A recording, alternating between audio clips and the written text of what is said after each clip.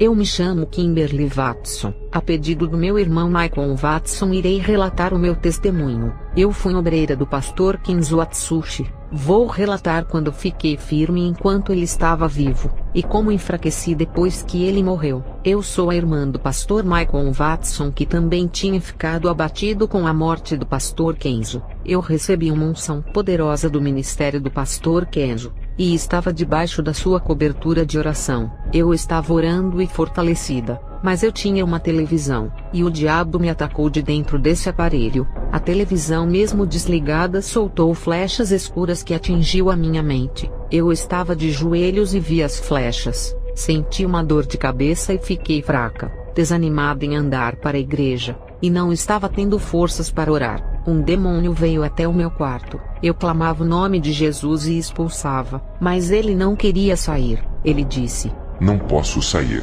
Está com o meu aparelho. Isso me dá legalidade e força contra a sua vida. Nunca vai me vencer enquanto tiver com aquilo que é meu no seu lar."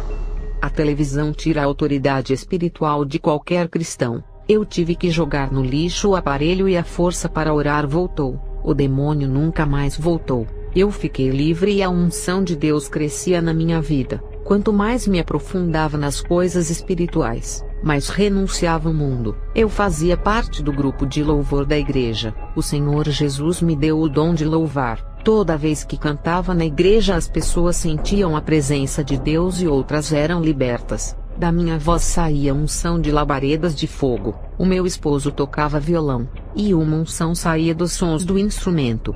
Quando ele tocava, as pessoas caíam endemoniadas. Eu estava sendo muito usada. O Senhor me revelou sobre as falsas profetisas e falsas ministras como Joyce Meyer. O principado da vaidade atua na vida dessa falsa evangelista. O Senhor me revelou a sua ganância por dinheiro. Uma pessoa materialista que não tem o Espírito Santo. Uma mulher perturbada que precisa de libertação. Um espírito imundo atua em sua vida e que engana as pessoas. Pessoas me questionam a respeito de brincos e colares, dizendo que Deus não se importa com coisas insignificantes. Elas dizem que existem pecados maiores que Deus se preocupa. A minha resposta é: todo pecado é mau, e não existem pecados pequenos e grandes. Todos os tipos de pecados vão ser julgados diante de Deus. Se você usa essas bijuterias e não deixa isso pela sua salvação, um par de brincos custa em média uns $8 até 10. Um colar custa em torno de $22 até 24.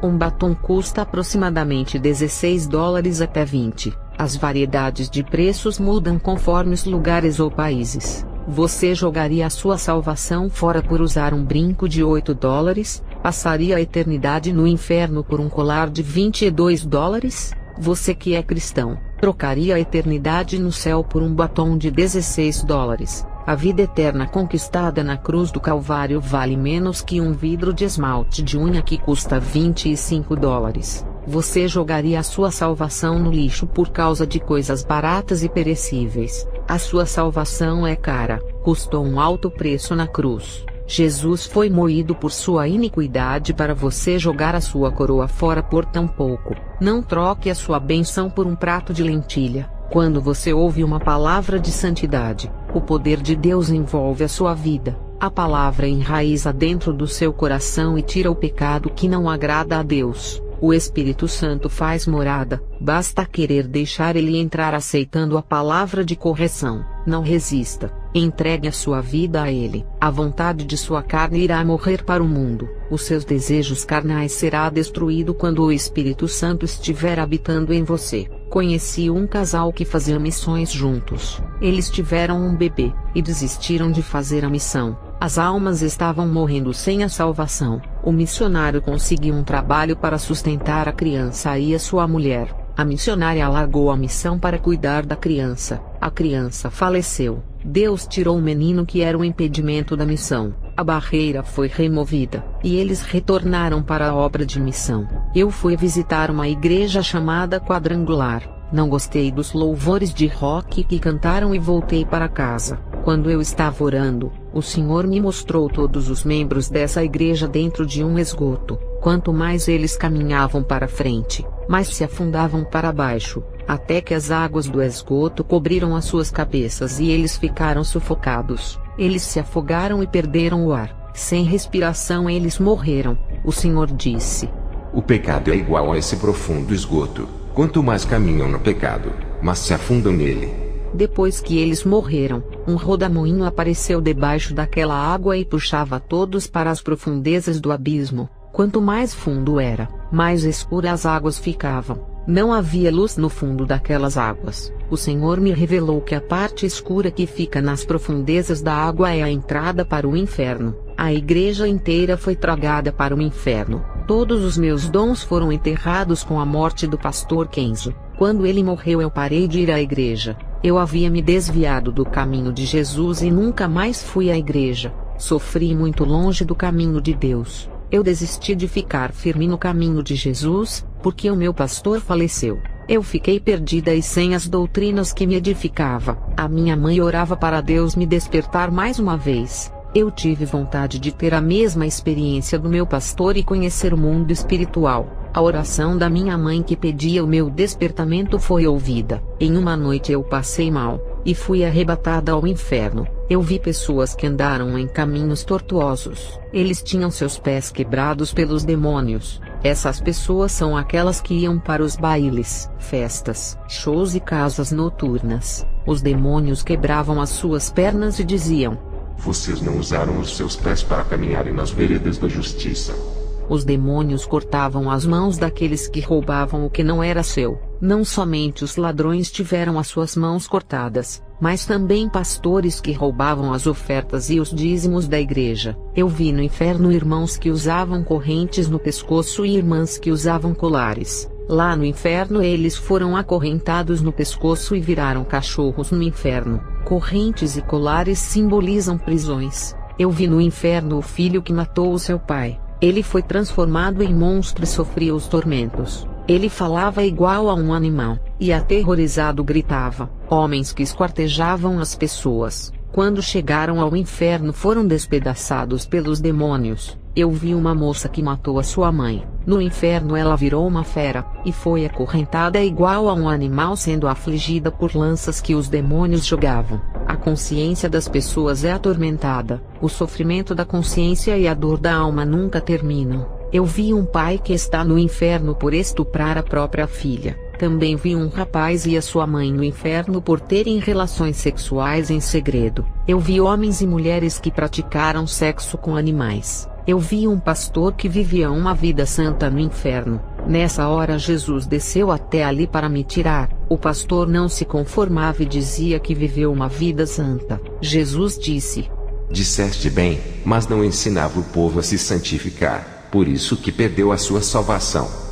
Ezequiel 34:2 diz: ai dos pastores que apacentam a si mesmo. Ele vivia uma vida santa, mas não falava da santidade e não apacentou o seu rebanho na verdade. Por causa disso ele foi impedido de entrar no céu. Muitas almas foram para o inferno por causa da omissão desse pastor. Eu vi cristãos no inferno que subiram no púlpito e pregaram outro evangelho. Eles ofereceram pão imundo no altar santo. Do inferno eu vi feiticeiros fazendo rituais nos rios, e aquelas águas ficavam infestadas de demônios que possuíam cristãos que tomavam banho nela. Eles se despiam ao entrarem nessas águas. Ainda haviam pessoas que morriam afogadas nesse rio. Barcos e navios eram virados por esses demônios do inferno. Eu vi pastores africanos operando milagres, mas eram bruxos disfarçados de ovelhas. Também vi teatro e coreografia dentro da igreja, e os demônios cantavam e dançavam juntos possuindo os jovens. Eu vi uma televisão no inferno,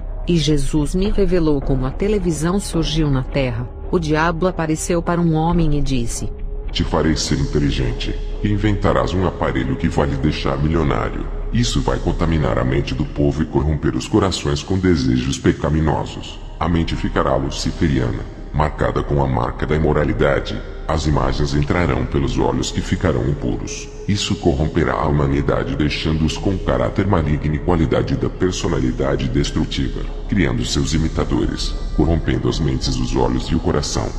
O pecado desse aparelho é diverso e influencia as pessoas. Não é fácil conviver com essa Babilônia cujos limites ultrapassaram os de Sodoma e Gomorra. Não podemos ceder à legalidade. Jesus me mandou voltar. Eu subi em alta velocidade para a terra. Depois que voltei do inferno, passei por grandes provações. Eu me preocupava mais que o necessário, dava importância às coisas inúteis, e a mais importante deixava de lado. Fariseus que não acreditam no meu testemunho me perseguiam. Eles não querem ganhar almas e só perseguem os servos de Deus. Eles não são sobrenaturais e nunca vão ter experiências com Deus. As suas soberbas não deixam reconhecer que precisam de libertação para serem salvos. Passei a me preocupar muito com aquilo que eles diziam de mim. Tirei as preocupações da cabeça com aquilo que eles diziam de mim. Eu tinha um peso nas costas do pecado da fornicação, mas eu me arrependi, e Deus me perdoou. Quem se afasta de Jesus se afunda no abismo do pecado. Quanto mais ficamos distante da santidade, mais sujo ficamos. Quem se afasta da verdade perde o fervor do Espírito Santo, e fica frio caindo nas profundezas do pecado. Quem se afasta do caminho de Deus se torna presa fácil para o diabo. Hoje eu uso a palavra para construir, não para atacar as pessoas. A correção e o chicote de Deus para crescer faz bem. Já as críticas que atacam e trazem sofrimento não são de Deus. Cristãos que perseguem os outros somente para escandalizar são do diabo. Falar contra o pecado é de Deus. Acusar e atacar o seu irmão é do diabo. Algumas pessoas têm saído das igrejas por causa de acusações. Isso só afasta as pessoas de Deus e as jogam no Egito, fazendo voltarem a serem escravas do diabo. Eu tenho sofrido perseguição. Jesus me deu equilíbrio para as minhas pernas para eu não tropeçar. Ele é o meu sustento. E você que também está de pé, cuidado para não cair. Zele pela sua vida espiritual para não enfraquecer. Cuidado com o seu modo de agir e de pensar. Vigia onde pisa e coloca os seus pés. Não entre em tribulação, indo a lugares impróprios como bares, casas noturnas ou festas mundanas. Olhe para as suas atitudes se estão corretas e esteja na direção de Deus. O Senhor Jesus Cristo tem me protegido para onde eu vou. Eu não me entrego diante das minhas dificuldades e luto pelo Evangelho da verdade. Deus tem me dado força e coragem. Jesus se agrada daqueles que não têm medo. Os cristãos não têm ajuntado e edificado as pessoas, mas têm espalhado. Esses tiram as pessoas do caminho de Jesus Cristo, dizendo que não precisam congregar em templos. E todo o plano de Deus é atrapalhado na vida dos que não congregam no corpo de Jesus Cristo. Os que tiram as pessoas da comunhão vão pagar um alto preço. Palavras que matam as pessoas e afastam das casas de orações onde tem homens de Deus que podem acolher. Pessoas que deixaram de fazer a obra por causa dos desigrejados. Jesus aprovou a reunião de pessoas para adorá-lo. Não importa o lugar, se é em templo, casa ou garagem. Onde estiver 2 ou 3, ali ele estará. Congregar é de Deus. Quem não congrega está desligado da noiva de Cristo. Vamos nos manter limpos e conservar a pureza. Melhore a sua conduta cada dia diante de Deus. Se esforce na santificação. Não relaxe e não pare de buscar a perfeição. Pequenas sujeiras se acumulam no interior se não procurarmos nos limpar. Deixe de entrar em conflito carnal. Não revide aos acusadores. Não dê lugar para a carne. Não deixe o seu espírito morrer. Não deixe nascer a velha natureza que já foi enterrada. Mude a sua maldade pelo bem, o pecado pela santidade. Substitua a impureza pela pureza. Substitua o ódio pelo amor, a tristeza pela alegria. Não aceite a carne te vencer.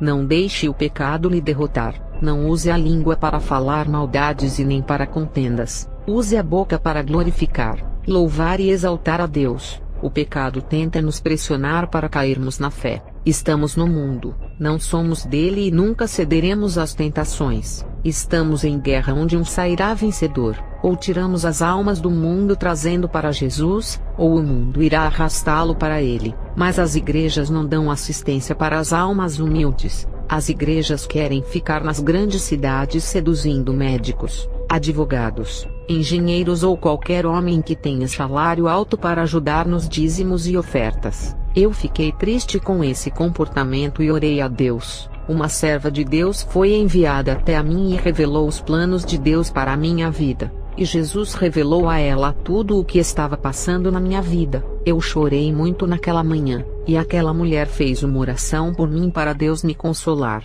Eu senti a presença de Deus tão forte como na primeira vez. Eu agradeço a Deus por ter me dado oportunidade para falar do meu testemunho a vocês que me ouvem. Fiquem na paz de Jesus. Amém.